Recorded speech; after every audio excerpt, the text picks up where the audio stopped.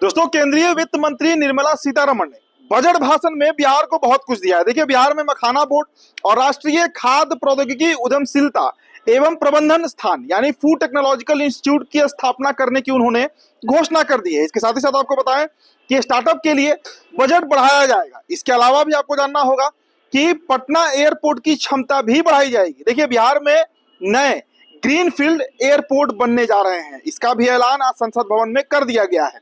मिथिलांचल में पश्चिमी कोसी नहर को लेकर राशि दी जाएगी, वित्तीय मदद दी जाएगी। इसके साथ ही साथ देश के 88 एयरपोर्ट से छोटे शहरों को जोड़ा जाएगा। वित्त मंत्री निर्मला सीतारमण ने कहा कि इससे समूचे यानी पूरे पूर्वी क्षेत्र में खाद्य संस्करण के कामों को बढ़ावा मिलेगा। इससे किसानों की आमदनी बढ़ेगी और युवाओं को कौशल प्रशिक्षण और रोजगार के अवसर भी मिलेंगे। इसके अलावा और भी मिला है बिहार को। देखिए, आईआईटी पटना में छात्रावास यानी जो हॉस्टल है उसकी क्षमता बढ़ाई जाएगी। बजट में ऐलान किया गया है कि आईआईटी की कैपेसिटी जो है वो बढ़ी है और उसे अभी और बढ़ाना है। 5 आईआईटी में एडिशनल इंफ्रास्ट्रक्चर बनाया जाएगा। साथ ही आईआईटी पटना की बात करें तो आईआईटी पटना का भी अब कायाकल्प होने जा रहा है, विस्तार होने जा रहा है।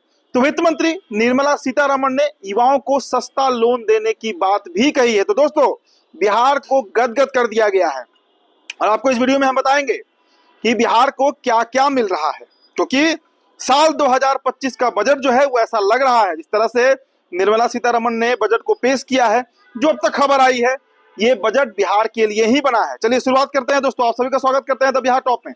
देखिए, बजट में बिहार के किसानों के लिए मखाना बोर्ड का ऐलान किया गया है।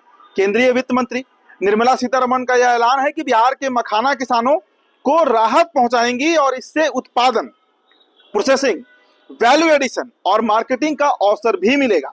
जो लोग मखाना निकालने में लगे हैं वे अब एफपीओ में ऑर्गेनाइज किए जाएंगे। मतलब जो अभी तक डिसऑर्गेनाइज सेक्टर है उसे पूरी तरह ऑर्गेनाइज किया जाएगा। साथ ही वित्त मंत्री ने एक और बड़ी घोषणा करते हुए कहा कि बोर्ड किसानों को ट्रेनिंग और सपोर्ट देगा। साथ ही उन्हें सरकार की तरफ से लाभ मिले ये भी सरकार आश्वस्त करेगी।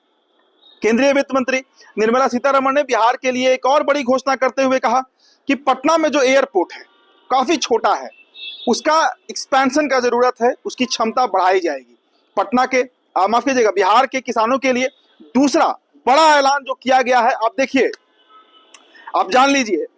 पहला है कि बिहार में स्थापित किया जाएगा राष्ट्रीय खाद्य प्रौद्योगिकी उद्यमिता एवं प्रबंधन संस्थान यानी फूड टेक्नोलॉजिकल इंस्टीट्यूट का सेटलमेंट होगा। यहाँ पर यह संस्थान समूचे पूर्वी क्षेत्र में खाद्य प्रसंस्करण गतिविधियों को मजबूती प्रदान करेगा।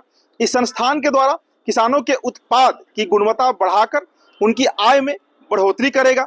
इस संस्थान के द्वारा युवाओं के लिए हुनर, उद्यमिता और रोजगार प्राप्त करने के अवसर पैदा करेगा।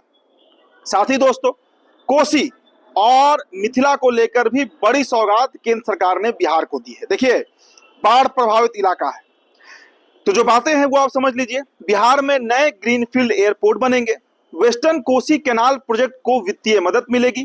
कोसी कैनाल से 50,000 से अधिक जो वहां पर जो बाढ़ प्रभावित इलाका है उसको भी पूरी तरीके से मदद किया जाएगा। तो देखिए, बहुत कुछ बजट में बिहार को दिया गया है और सबसे जो बड़ी खबर आज के बजट से निकलकर सामने आ रही है वो यही है कि अब 12 लाख रुपए तक अगर आपका एनुअल इनकम है, सालाना आय है, तो उस पर किसी भी तरह का कोई भी कर नहीं लगेगा। मतलब उस पर कोई भी टैक्स नहीं लगेगा। तो देखिए, बिहार को काफी ध्यान में रखा गया है इस बजट में। इस बजट में बिहार को ध्यान में रखते हुए निर्मला सीतारमण ने कई तरह के ऐलान किए हैं, कई तरह की घोषणा की गई है।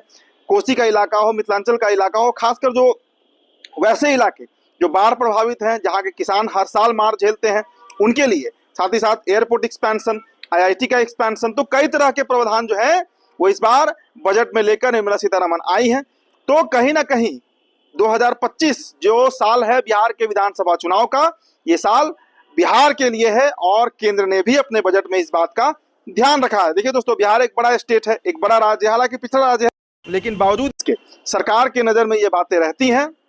और नीतीश कुमार की जो मांग है, और बिहार से कई मंत्री हैं केंद्र में, एमएसएमई मिनिस्टर हैं Jitan Ram Manjhi, food processing minister हैं चिराग पासवान, इसके अलावा दोस्तों पशुपालन और मत्स्य विभाग के मंत्री हैं ललन सिंह, तो कई मंत्री हैं, बड़े बड़े कैबिनेट मिनिस्टर हैं बिहार से। तो बिहार तो अपना हक मांग भी रहा था और केंद्र सरकार ने उसकी सुनवाई करते हुए बिहार को इस बजट में काफी कुछ दिया है। तो दोस्तों जो भी अपडेट होगा आपके साथ फिर हम हाजिर होंगे। फिलहाल इस रिपोर्ट में इतना ही। बहुत बहुत शुक्रिया।